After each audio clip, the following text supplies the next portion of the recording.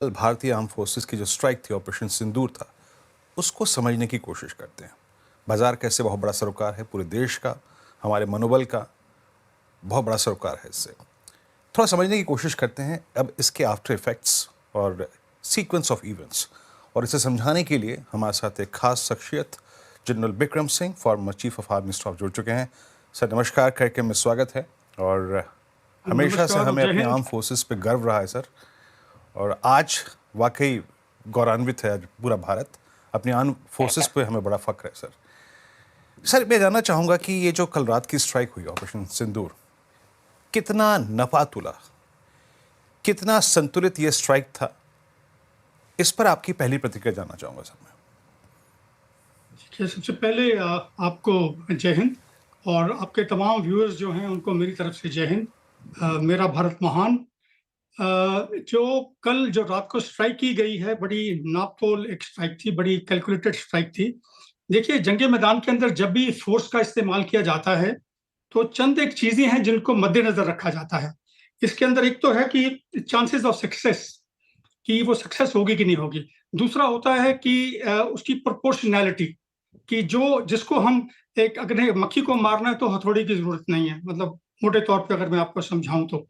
और ये just cause होना चाहिए कि, और ये जस्ट कॉज था क्योंकि इन्होंने हमारे जो टूरिस्ट थे उनको मारा, हमारे भारतवासियों को और एक नेपलिस को मारा पहलगाम के अंदर। और उसके जवाब के अंदर जो ये हमने किया है, जो प्रधानमंत्री जी की आदेश के नीचे जो कार्रवाई की गई है मिलिट्री से, ये बड़ी एक नापतोल, एक बड़ी कैलकुलेटेड, एक बड़ी डिसाइसिव एक्शन था। और मुद्दा इसका था कि मैसेज देने के लिए, पॉलिटिकल मैसेज देने के लिए, एक मिलिट्री मैसेज देने के लिए कि देखिए हम अभी इसको बर्दाश्त नहीं करेंगे। और आपने सुना होगा प्रधानमंत्री जी ने बार बार बोला है कि घुस के मारेंगे, और ये घुस के मारने का एक दृश्य था जो कि कल रात को किया गया। और इसका बेसिक मुद्दा यही था उनको बताने के लिए कि देखिए बहुत हो चुका, अभी इसके ज्यादा अगर आप करेंगे तो हम इसको बर्दाश्त नहीं करेंगे, हमारा जो एक्शन होगा इससे भी ज्यादा गंभीर होगा। जी हाँ। मैं एक और बात जानना चाहता हूँ सर आपसे। ये सिर्फ बात घुस के मारने तक सीमित नहीं थी।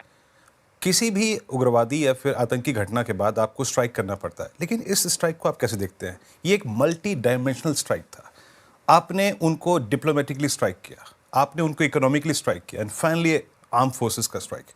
तो ये तीनों चीजें मिलकर क्या आप मानते हैं कि इतना ये गंभीर स्ट्राइक था कि भविष्य में आप कम से कम पाकिस्तान, यहाँ वहाँ के संगठन ऐसी हिमाकत दोबारा नहीं करेंगे? एक कंबाइन एफर्ट था सरकार का। देखिए, ये होल ऑफ गवर्नमेंट अप्रोच थी, जिसके अंदर जितने हम्म। एलिमेंट्स ऑफ नेशनल पावर होते हैं, हाँ। Political, diplomatic, informational, economic, military, सबका इस्तेमाल किया था। अच्छा, और मिलिट्री एंड के अंदर आती है। तो आपने देखा होगा इससे हाँ। पहले 22 अप्रैल के बाद में जो कार्रवाई शुरू की हमारे प्रधानमंत्री जी के आदेश के नीचे, जो भी हमने इकोनॉमिक फ्रंट के ऊपर, डिप्लोमेटिक फ्रंट के ऊपर जो एक्शन किए हैं हमने, इंफॉर्मेशन ऑपरेशन के अंदर भी, जो कि हम उनको बताते रहे कि देखिए हम और बर्दाश्त नहीं करेंगे। तो सब जो पहलू हैं, सब जो हमारे एलिमेंट्स ऑफ नेशनल पावर हैं, जो हमारे इंस्ट्रूमेंट ऑफ नेशनल पावर हैं, उनका इस्तेमाल किया गया। और अभी जो मिलिट्री ने जो एक्शन लिया है, ये as part of the whole of government approach है, ये बड़ी एक होलिस्टिक अप्रोच है। और बिल्कुल, आपने जब मुझे पहला सवाल पूछा था तो आपने ये पूछा नहीं था, ये एक बड़ी कॉम्प्रिहेंसिव अप्रोच है। और इसका डेफिनेटली एक सैल्यूटरी इफेक्ट होगा दुश्मन के ऊपर।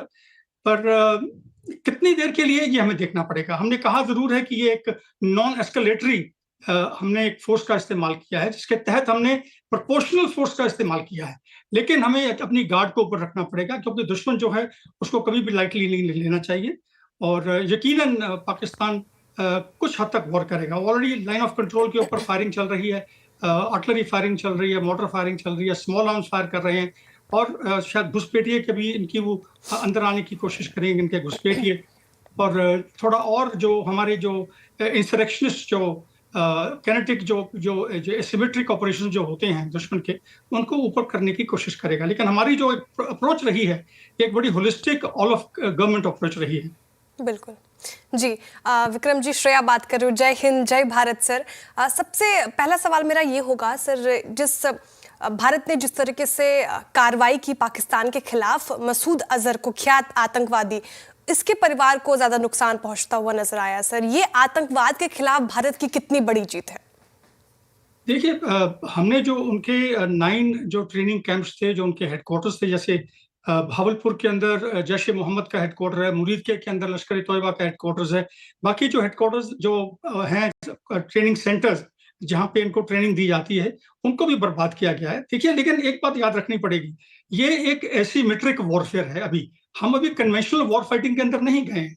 एसिमेट्रिक थ्रेशोल्ड जो है ये होता है जिसके अंदर टेररिस्ट जो हैं वो हमारे साथ में हमारे खिलाफ कार्रवाई करते हैं, और टेररिस्ट को जो है ये मर्ज कर जाते हैं लोकल पॉपुलेशन के अंदर। तो इनको मारना बड़ा मुश्किल हो जाता है। लेकिन मुझे ये पक्का यकीन है कि जिस प्रकार से हमारी इंटेलिजेंस एजेंसीज ने हमें खबर दी है, ये खबर देते रहेंगे कहाँ-कहाँ के इनके कमांडर्स हैं, कहाँ-कहाँ इनके टेररिस्ट हैं, कहाँ-कहाँ के इनके जो मिलिट्री कमांडर्स हैं, और उनको न्यूट्रलाइज करने के लिए हमारे पास प्रिसीजन गाइडेड वेपन्स हैं, जिनका कल इस्तेमाल किया कल रात को। और वो जो नीश एक हमारी कैपेबिलिटी है, जो प्रिसीजन गाइडेड मिसाइल्स हो गए, लॉन्ग रेंज वेपन्स हो गए, उनका इस्तेमाल किया जाएगा। और हमारे पास सैटेलाइट इंफॉर्मेशन गैदर करने की काबिलियत है, हमारे पास ड्रोन्स हैं, टेक्नोलॉजी हमारे पास है इंफॉर्मेशन गैदर करने के लिए। और इसके साथ जैसे हमारे को खबर मिलती रहेगी, हमारे ऑपरेशन जारी रहेंगे और उनको मुंह तोड़ जवाब दिया जाएगा। कह रहे कि सर भारतीय हथियार बेड़े पर मजबूत है फिलहाल, कोई दिक्कत वाली बात नहीं है। लेकिन सर आपने हालांकि थोड़ा अपने उत्तर में ये बात कही भी आगे कि हमें थोड़ा कॉशियस रहना चाहिए, सतर्क रहना चाहिए। तो आप क्या समझते हैं कि पाकिस्तान कोई मिस एडवेंचर कर सकता है? आपका अनुभव क्या कहता है सर इतने सालों का? किस तरीके की कार्रवाई पाकिस्तान की तरफ से हम एक्सपेक्ट कर सकते हैं? देखिए श्रेया जी, जो जंगे मैदान के अंदर जो असूल हैं लड़ने के, जो टैक्टिक्स हैं, जो ऑपरेशनल आर्ट है, जो स्ट्रेटजी है, वो आप एक बॉक्सिंग रिंग के अंदर दो प्लेयर्स को देख लीजिए। जब एक बॉक्सर मुक्का मारता है दूसरे को, तो एक अपना हाथ ऊपर रखता है ताकि उसके मुंह के ऊपर मुक्का ना आ सके दुश्मन का। तो यकीनन जो है इस कार्रवाई के अंदर वो कुछ करेंगे जरूर, लेकिन ये लेवल मेरे को लगता है टेक्टिकल लेवल के ऊपर रहेगा, हाथ से हाथ ऑपरेशनल लेवल पे चला जाएगा। लेकिन पूरा जब मैं कहा कि government whole of government approach है, तो हमें जो रिस्क मैनेज करना है, रिस्क मैनेज मतलब ये नहीं कि हमें घबराना है, हमारे पास इतनी काबिलियत है, हमारी हमारी फौज जो है बहुत बुलंद है, और हमने ऑलरेडी ब्लडी नोज दे दिया है इनकी सेना को, इनके टेररिस्ट को, और हमारे पास काबिलियत है इनको हैंडल करने के लिए। लेकिन हमें तैयार रहना पड़ेगा at the level of tactics, जो टेक्टिकल लेवल है जहाँ की टेररिस्ट ऑपरेट करते हैं, एलओसी के ऊपर फायरिंग, मिसाइल्स का इस्तेमाल, आर्टिलरी का इस्तेमाल, उसके खिलाफ हमें कार्रवाई करनी पड़ेगी। और मुझे ये लगता जरूर है कि जिस प्रकार से इनके चीफ ने जो स्टेटमेंट दी थी अप्रैल के अंदर, जिसके अंदर जो कि बहुत एक मैं कहूँगा एक ठीक बयान नहीं था, उसके तहत मुझे लगता है ये थोड़ा कुछ कार्रवाई जरूर करेंगे, क्योंकि उनको कुछ अपनी शक्ल भी दिखानी है, अपनी अहमियत रखने के लिए, अपनी एनवायरनमेंट के अंदर, अपने देश के अंदर पाकिस्तानी फौज को कुछ करना पड़ेगा। क्योंकि अगर नहीं करेंगे तो टेररिस्ट भी इनका साथ नहीं देंगे, और इनकी भी जो स्टैंडिंग है इनकी एनवायरनमेंट के अंदर, इनके मुल्क के अंदर, वो नीचे हो जाएगी, जो कि ये नहीं करना चाहेंगे। तो हमें सतर्क रहना है, तैयार रहना है। जहां तक सवाल है स्ट्रेटेजिक लेवल के ऊपर, हमारे डिप्लोमेट्स, हमारे पॉलिटिकल लेवल के ऊपर जो हमारे इनिशिएटिव्स हैं वो फर्स्ट क्लास चल रहे हैं। हमारी जो इंटेलिजेंस है बढ़िया काम कर रही है, देखने के लिए कि जो हमारे साथी हैं, जो हमारे फ्रेंड्स हैं, लाइक माइंडेड थिंकिंग जो हमारे पार्टनर्स हैं, देश हैं, वो किस प्रकार से इस टाइम कार्रवाई कर रहे हैं, वो हमारे साथ हैं। लेकिन जो नहीं है, उनकी पोस्चरिंग क्या है, वो क्या कार्रवाई कर रहे हैं, उसके ऊपर नजर रखी जा रही है। ऐसी बात नहीं है, हमारी बहुत ही बेहतरीन इंटेलिजेंस एजेंसीज हैं, बहुत काबिलियत वाली हैं, और वो ये कर रही हैं। तो उसके तहत जो है जैसे जैसे खबर मिलती रहेगी हम कार्रवाई करते रहेंगे। और क्योंकि ये एक ऑपरेशन है जो कि इवॉल्व हो रहा है, इसकी स्ट्रेटेजी भी इवॉल्व होगी। स्ट्रेटेजी जो है वो इवॉल्व इस प्रकार से होगी कि जो वो दुश्मन भी कार्रवाई करेगा, उसको काउंटर करने के लिए हमारी कार्रवाई आगे चलेगी। लेकिन मैं इतना आपको बता दूं कि हमारी सेना सतर्क है, हमारा देश सतर्क है, हमारे जितनी लीडरशिप और सतर्क है हर लेवल के ऊपर, स्ट्रेटेजिक, ऑपरेशनल और टेक्निकल लेवल के ऊपर। अच्छा सर, मैं आपसे एक आखिरी प्रश्न पूछना चाहूँगा, आपके पास भी समय का अभाव है थोड़ा सा। जब भी आप वॉर रूम में जाते हैं, स्ट्रेटेजी बनाते हैं, एक एस्केलेशन लैडर होता है, उस एस्केलेशन लैडर में ये कितना ऊपर जा सकता है, कंसिडरिंग द फैक्ट कि अब तक जो भी डिप्लोमेटिक रिस्पॉन्स आए हैं from world over, whether it's US, China, Israel, Russia, क्या एस्केलेशन लैडर में हम बहुत ऊपर जा सकते हैं? आपका तजुर्बा क्या कह सकता है, क्या कहता है? देखिए, मैं कई बार कह चुका हूं पहले टीवी के ऊपर कि hope is not a strategy, very simple. तो हमें सबसे जो गंदे हालात हैं उनकी तैयारी करनी पड़ेगी। We should actually hope for the best but cater for the worst. ये फंडामेंटल प्रिंसिपल है स्ट्रेटजी का। Hope for the best but cater for the worst. अभी ये एस्केलेटरी लेटर जो है ये निर्भर करता है, ball is in the court of Pakistan at the moment. हमने उनको ठोका है, अभी देखा जाएगा वो क्या करते हैं। तो जिस प्रकार से वो कार्रवाई करेंगे, अगर वो नहीं एस्केलेट करना चाहते तो खामोश बैठे रहेंगे और एलओसी के ऊपर फायर करते रहेंगे। लेकिन अगर उन्होंने एस्केलेट किया, अगर अपने जहाज अंदर भेजे या कोई और कार्रवाई की, तो नेचुरली फिर ये एस्केलेट होगी। लेकिन ये अभी निर्भर करेगी पाकिस्तान की एक्टिविटीज के ऊपर, क्योंकि ball is in their court. हमने उनको संदेश दे दिया है, हमने कार्रवाई कर दी है, हमने 9 जो टेररिस्ट थे कैंप थे उनको डिस्ट्रॉय कर दिया है, टेररिस्ट के जो हेडक्वार्टर थे भावलपुर में, मुरीद के में, उनको डिस्ट्रॉय कर दिया है। मैसेज हमने पॉलिटिकल लेवल के ऊपर, मिलिट्री लेवल के ऊपर बहुत लाउड एंड क्लियर मैसेज दे दिया है। अभी उनके ऊपर डिपेंड करता है, निर्भर करता है कि क्या करेंगे। जनरल साहब बहुत बहुत शुक्रिया, बहुत बहुत शुक्रिया। आप इस दिन, महत्वपूर्ण दिन हमारे साथ रहे मौजूद और सभी मुद्दों पे बहुत स्पष्ट आपने बात कही। और एक बार फिर से जय हिंद, जय भारत। हमें अपने आर्म फोर्सेस पर बहुत गर्व है सर, बहुत बहुत शुक्रिया। तो जैसे कि सर कह रहे थे कि देखिए अभी भी हम आउट ऑफ डेंजर नहीं है और ये जो एस्केलेशन लेडर है ये अभी भी पूरा खुला हुआ है। और वही एक फैक्टर जो है श्रेया, वो बाजार को थोड़ा सा अगर आप देखें चिंतित और जिसे कहते हैं स्केप्टिकल रखता है। खैर, आज सीक्वेंस ऑफ इवेंट क्या था उसको समझने की कोशिश करते हैं। लक्ष्मण जी मेरे साथ, मेरे वरिष्ठ सहयोगी इस वक्त CNBC आवाज़ के इकोनॉमिक पॉलिसीज एडिटर मौजूद हैं इस वक्त। लक्ष्मण जी नमस्कार। लक्ष्मण जी, अभी आप जनरल साहब को सुन रहे थे कि ये जो एस्केलेशन लेडर है वो ओपन है, कहीं भी आ सकता है, लेकिन अब तक का सर सीक्वेंस ऑफ इवेंट क्या रहा और अभी सरकार अब किस चीज़ की तैयारी कर रही है? और एक और चीज़ लक्ष्मण जी, जो डिप्लोमेटिक चैनल्स हैं वहाँ से कैसे रिस्पॉन्स हैं अब तक? बिल्कुल, तीनों चीजें आपको बताता हूं। सबसे पहली बात कि अभी जो जनरल साहब कह रहे थे उनको जोड़कर देखिए, विदेश सचिव के जो बयान आए थे प्रेस कॉन्फ्रेंस में, आखिरी लाइन उन्होंने क्या कही थी? आखिरी लाइन उन्होंने कही थी कि ऑपरेशन सिंदूर के तहत अभी घटनाक्रम तेजी से बदल रहे हैं और समय समय पर हम आपको जानकारी देंगे। इसका सीधा सा मतलब यह है कि ऑपरेशन सिंदूर का फुल स्टॉप अभी नहीं हुआ है।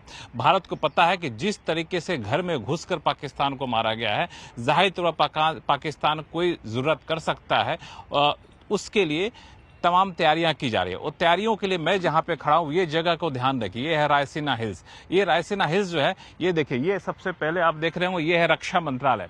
रक्षा मंत्रालय से जैसे आप ऊपर बढ़ेंगे रायसीना हिल्स की तरफ, तो ये है आपको विदेश मंत्रालय। और विदेश मंत्रालय के बाद जो पेड़ों से ढका हुआ है, दिखता नहीं है सीधे तौर पर, वो है आपको प्रधानमंत्री कार्यालय। तो ये जो ऑपरेशन सिंदूर चलाया गया, उसमें तीनों रायसीना हिल्स के इन तीनों बिल्डिंग के तहत जो ऑफिस हैं, जो अधिकारी हैं, जो मंत्री हैं, उनकी भूमिका काफी महत्वपूर्ण रही है। और अभी भी गृह मंत्री अमित शाह, डिफेंस मिनिस्टर राजनाथ सिंह, कई राज्यों, सीमावर्ती इलाके के राज्य हैं या सीमा से थोड़ी सी दूरी पर है, जैसे पंजाब, राजस्थान, बिहार, उत्तर प्रदेश, जम्मू कश्मीर, लद्दाख, इन सभी राज्यों के प्रमुखों के साथ बैठक कर रहे हैं और हिदायत दे रहे हैं किस तरह की तैयारियां हमें रखनी है। आज जगह जगह मॉक ड्रिल किया जा रहा है, शाम में भी मॉक ड्रिल किया जाएगा। तो तैयारी पूरी है। किसी भी तरह की कोई हरकत करे तो सैन्य कार्रवाई की जाएगी, इससे ज्यादा मुंहतोड़ जवाब दिया जाएगा। डिप्लोमेटिक चैनल पे यूएस, रशिया, यूके, यूएई, इन तमाम देशों को पहले ही बता दिया गया कि हमने जो किया है आत्मरक्षा के लिए किया है, हमने कोई हमला नहीं किया, उनके किसी सिविलियन को नहीं मारा, उनके आतंकी ठिकानों को मारा, क्योंकि वो हम पे फिर हमला करने वाले थे, हमने बचाव के तहत मारा। तो डिप्लोमेटिक तरीके से भारत बहुत आश्वस्त दिख रहा है। तो ऑपरेशन सिंदूर के तहत संक्षिप्त बताऊं कि 9 ठिकानों पर, आतंकी के 9 ठिकानों पर ध्वस्त 24 मिसाइलें दागी गई और 9 ठिकानों को ध्वस्त कर दिया गया। वहां मरने की अलग अलग खबरें आ रही हैं, जो हमारे दर्शक देख ही रहे होंगे।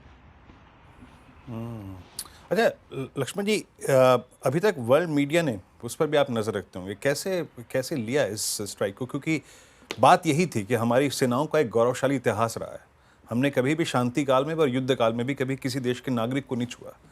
तो ये नापातुला रिस्पांस कैसा लगा वर्ल्ड मीडिया को, और इनफैक्ट डिप्लोमेटिकल चैनल से जो रिस्पांस आ रहे हैं वो कैसे रहे?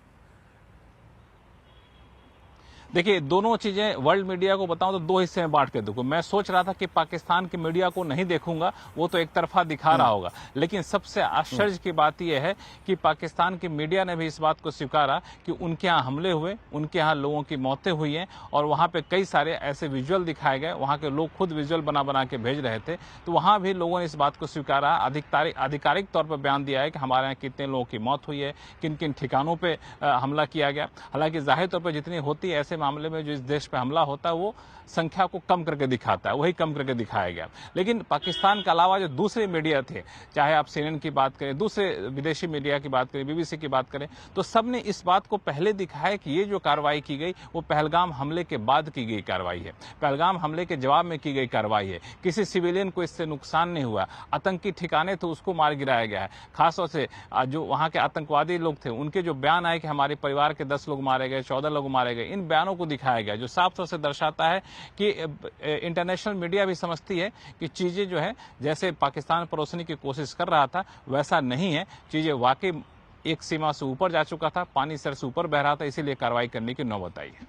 जी बिल्कुल सही कह रहे थे लक्ष्मण जी, आपने वो सारे विजुअल्स और हम देख रहे थे लोग स्कूटर से, साइकिल से जा जाकर वो जो बॉम्ब गिरा है उसका तबाही का मंजर देख रहे थे। और फिर पाकिस्तान के PM शहबाज शरीफ का जो बयान आया है कि इस कार्रवाई की वो कड़ी निंदा करते हैं। फिर मसूद अजहर का ये कि मैं भी मर जाता है, ऐसे बयानों को कैसे देख रहे हैं आप? क्या हमें थोड़ी डरने की ज़रूरत है, कॉशियस रहना है? हालांकि भी आपने विक्रम सिंह को भी सुना, वो भी कह रहे थे कि सतर्क तो रहना चाहिए।